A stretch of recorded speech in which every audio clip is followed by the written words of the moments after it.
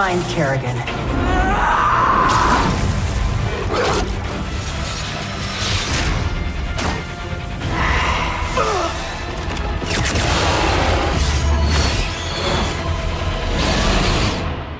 Blizzard is known for these just amazing pre-rendered cinematics, but the limitation there is that since they're so complex, that it's difficult to create a lot of footage. In-game cinematics function as this really cool supplement. Basically, we make movies using the game engines. We can iterate very quickly. You get a lot of flexibility and freedom from the speed at which we can work. That also allows us more freedom to experiment and collaborate. Basically, we can do a lot more with a lot less. It just helps us develop more story, gives the players more content. We're able to tell different kinds of stories as well. Probably one of the best tools we have to tell story.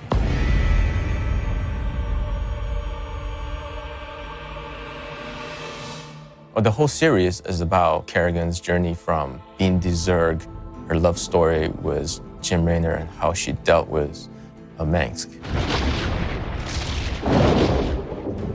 We have 9 stories to tell to bring her from this point to this point. I mean, she goes through like this crazy roller coaster ride, chasing after people and killing people. And she's just like hell-bent on revenge. But Jim Raynor each tried to convince her not to, or to give up the hate and revenge. But they got separated, and she went on a warpath.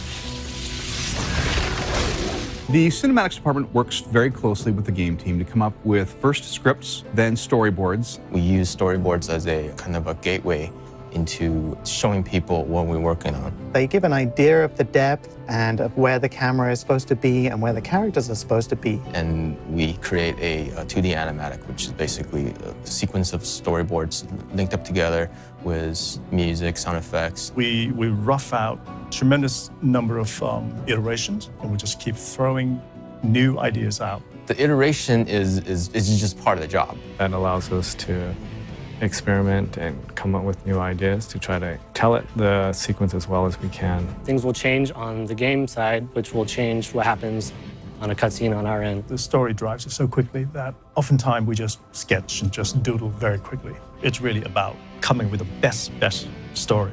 Once we have that, we start working on animation, creating models, and putting together a scene.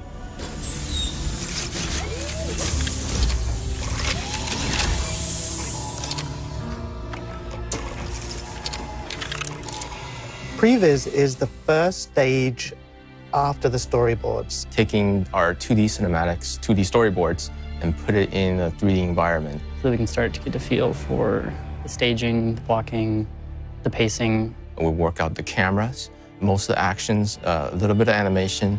In the case of Kerrigan, we will place her into the scene in such a way that it exaggerates her moods, her feelings. Basically tell the story within the shot. What's the story? What's the main point?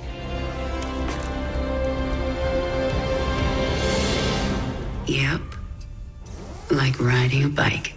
Amon Temple, actually, we took a very, very simple approach. We shot it as much we could as a live action sequence. We plot out the entire sequence, all the animation, in very crude, simple manner. We would treat the environment as a set, and we would have the characters staged out and say, okay, here are our actors. And then once that's done, we just go into our InnerSense room, which is our motion capture camera room. We would have Ben hold the camera. He could actually just take that virtual camera and move around it and shoot it. So that the shots that we create are more exciting and more alive. What this process brought us, or showed me, is that even though this place is huge, this temple is huge, we're not going to see a whole lot. So with those information, I went with a more simplistic approach to the temple.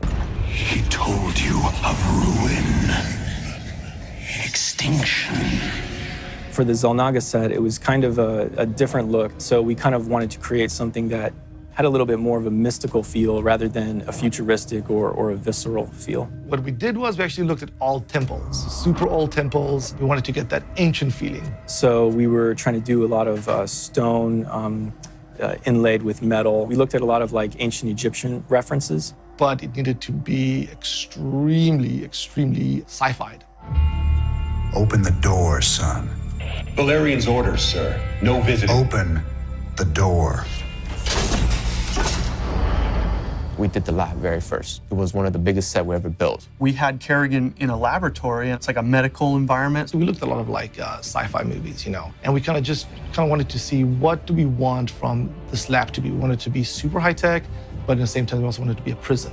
There was a lot of variety in the different types of pieces that were in the set. From the elevator to the screen to the cell room Kerrigan's in, and even the door. I think that we were definitely thinking about just making something that was sterile to kind of get across this vibe that she's undergoing a lot of testing. Simple shapes in the tech and in the environment, a lot of lighter colors. And then just try to combine all that into this, call it fortress, that's kind of just built just for Kerrigan.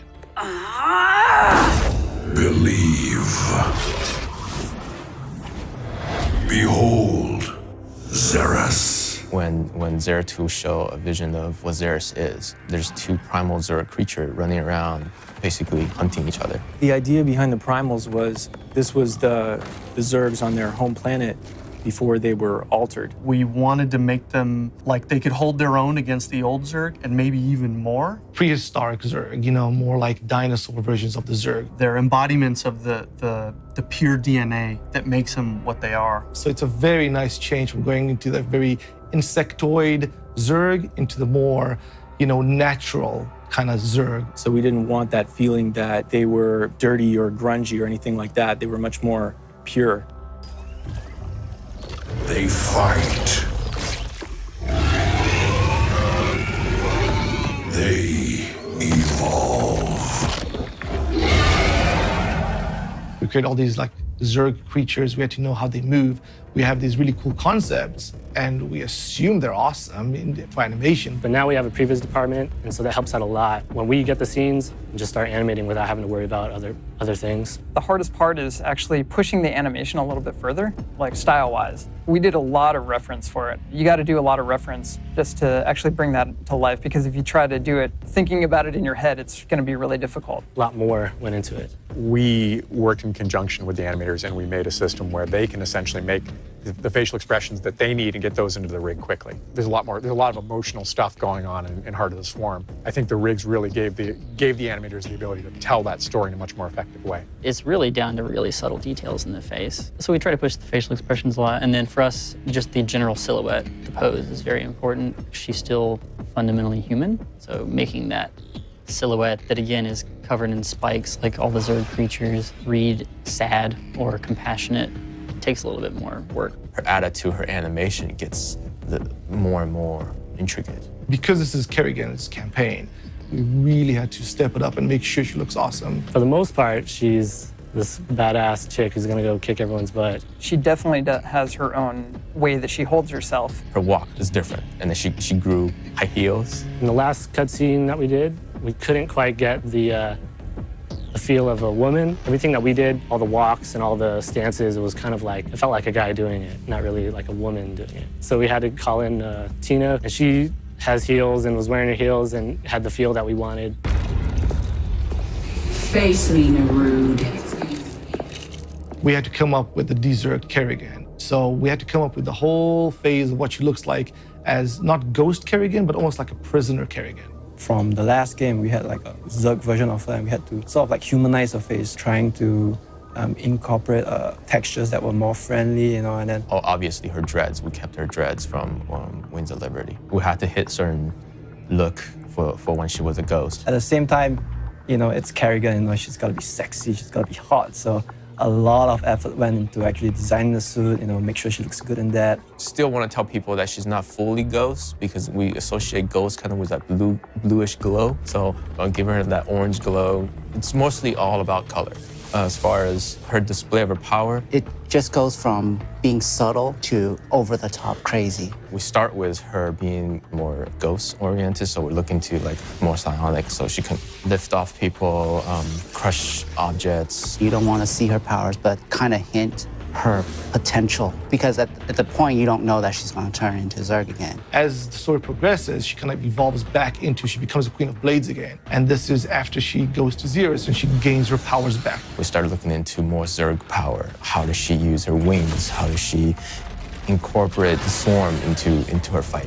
everything just all hell breaks loose at that point. She transforms, and all of a sudden now she's a more badass Kerrigan. She controls all Zerg now. She got the bioluminescent pattern on her body, her face. Her colors are subtly changing to more saturated purples and more deeper colors. The color represents pretty much her mood. When Kerrigan gets upset, she amplifies her power through, we visualize it through her bioluminescence. It kind of glows a little bit more. The mood of the lighting and all the effects, everything ties in together pretty nicely. What have you done? What I had to. We're a team that tries to get as much value for the work that we do as we can. We want to be great storytellers, be able to churn out a lot of story. We pour a lot of love, a lot of our sweat and blood into these cinematics. And I think it definitely shows. I think people are really going to like it once it gets out into the wild. It's pretty impressive the amount of work that such a small group puts out. It's scary and daunting at first, but we all had a lot of fun.